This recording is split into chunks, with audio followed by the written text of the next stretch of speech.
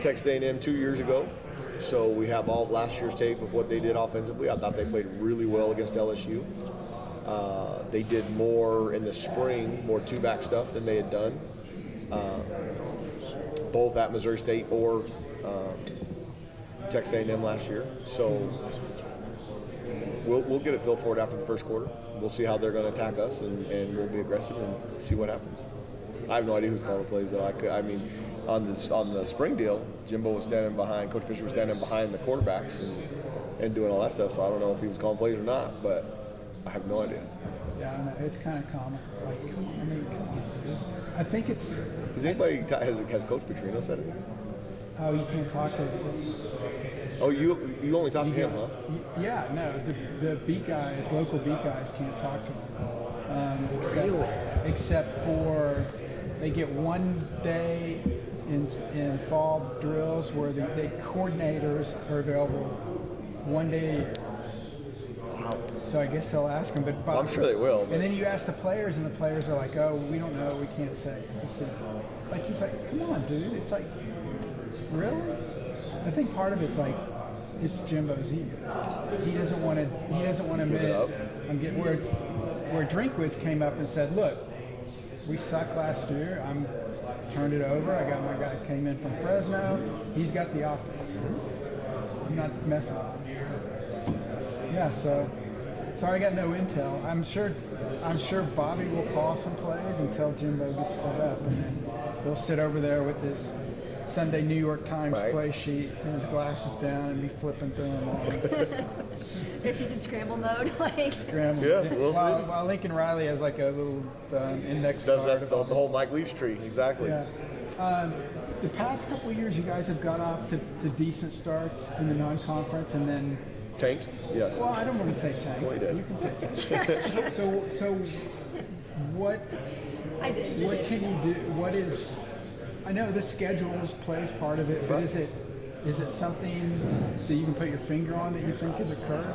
Yeah, we have not been good enough offensively. You score 12 points a game. We've had injuries. At quarterback. Significant, but probably, a lot of those injuries were related to we weren't good enough on the offensive line to protect the quarterback. So we weren't getting the quarterbacks hurt running the triple stuff that we did. It was the drop back stuff that was getting those guys hurt. When Terry Wilson dislocated his elbow, it was drop back. It wasn't running the ball. So we need to continue to improve up front, which I think we've addressed that problem with players. Now it's a matter of getting them to play. We have some depth. We did not have any depth last year on the O-line. I think we have some depth there this year that will help. I think Dylan Hopkins, our quarterback from UAB, him coming with Coach Vincent and helping to install that was like having a coach on the field because he's been in the system for 4 years. He has 25 starts, so he's got the second most starts of any quarterback in our league behind Chevy Cordero.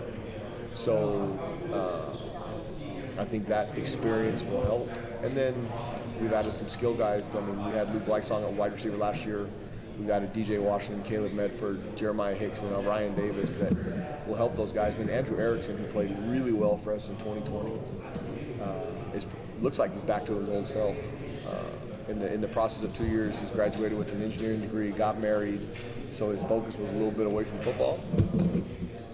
He's had a great summer and a great offseason, and hopefully he'll be the Andrew that we had of 2020, but 2 years older. So. I mean, do you like the fact you're going, people aren't giving you much of a shot, you pick at the bottom? And a distant pick at the bottom, which is it's fine.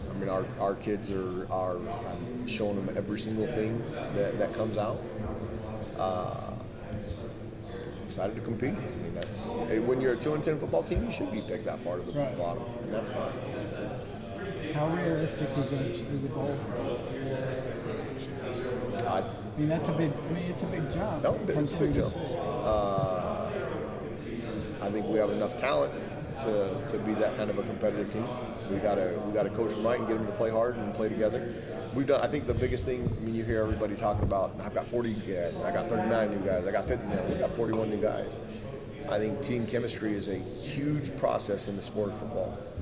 And I think we tried to do some things to address that. I mean, we went whitewater rafting, kickball tournament. We've had them all over to the house for diving competition. I mean, we've done some things to get them to spend time with each other outside of football practice and try and put that on steroids a little bit.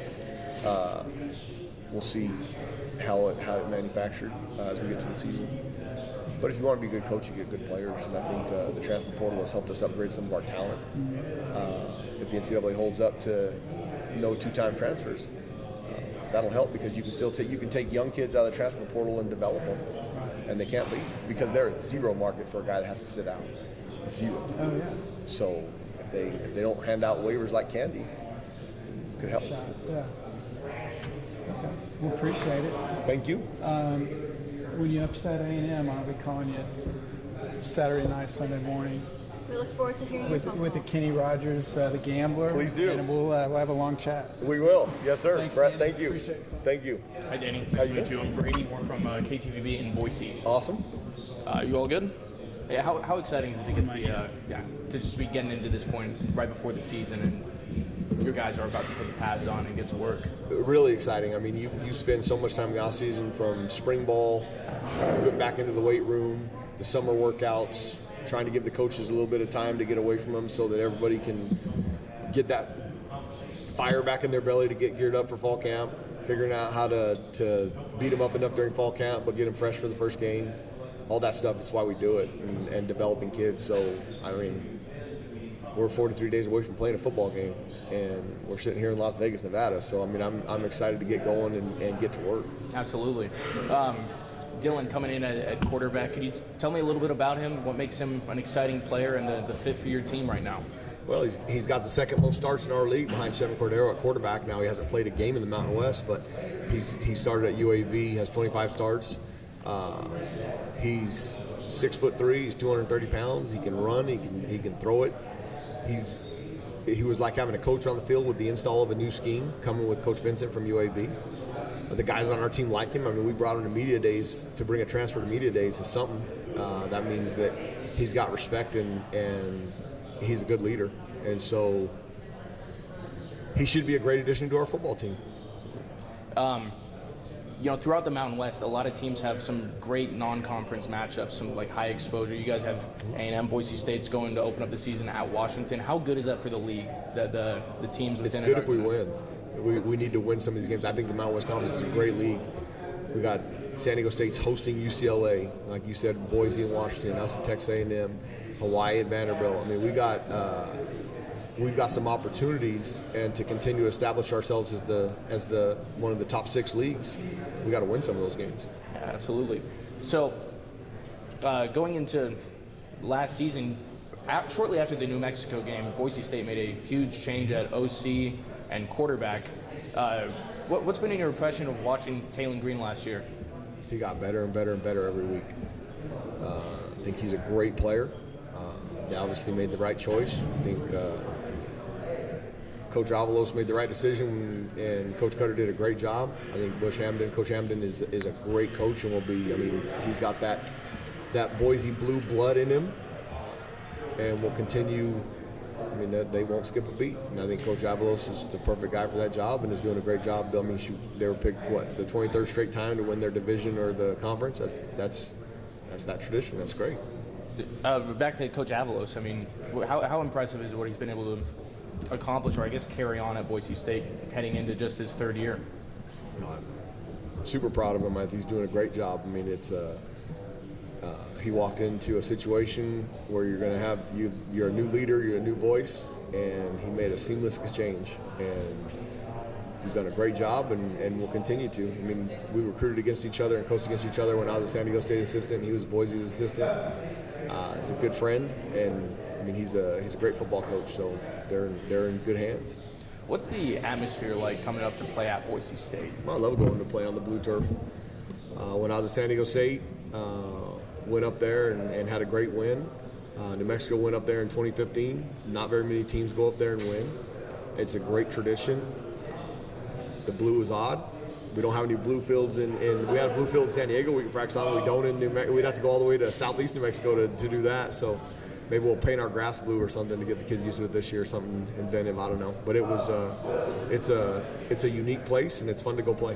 What about loudness, atmosphere-wise? It's a great atmosphere. Last year, the last game, it was really close up until third quarter. We got that punt blocked. 2 years ago in Boise, it was close through halftime. We give up the long pass right before halftime, so the crowd up there didn't really have to get into it because there was enough separation. But when you've got a close game, the crowd makes a significant impact. How do you feel about your special teams unit coming back? You mentioned that blocked punt last year was big, and I thought that was the turning point in the game. It was a 10-0 game. I thought both teams were playing really, really good defense. And I thought that changed the entire momentum of the game. I think we have a really good punter. Aaron Rodriguez is really good. Luke Drzwicki came on towards the end of the year as our kicker.